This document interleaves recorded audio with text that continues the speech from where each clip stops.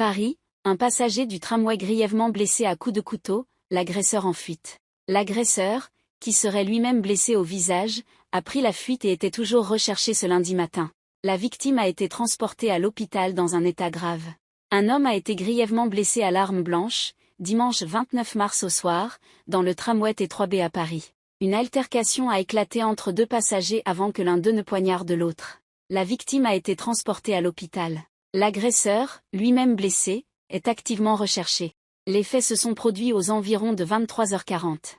Selon une source proche de l'affaire, une altercation a éclaté entre deux hommes à bord d'une rame du T3B, dans des circonstances encore inconnues. La tension est montée entre les stations Diane-Arbus et Porte de la Chapelle, situées dans le nord de la capitale, avant que l'un des deux passagers ne porte plusieurs coups de couteau à l'autre.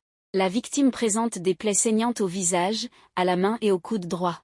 Prise en charge par les sapeurs-pompiers de Paris, assistée d'un véhicule de réanimation, elle a été transportée à l'hôpital de la Pitié-Salpêtrière, 13e arrondissement, sans que son pronostic vital soit engagé, d'après la même source.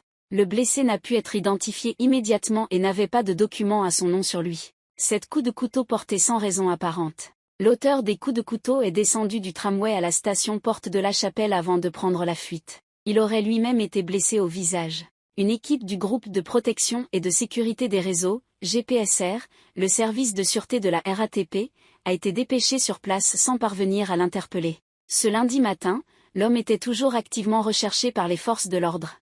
7 coups de couteau portés sans raison apparente sur un voyageur, dénonce le syndicat Force ouvrière, FO, de la sûreté RATP, sur X, en publiant une courte vidéo montrant le lieu des faits, avec de nombreuses taches de sang au sol.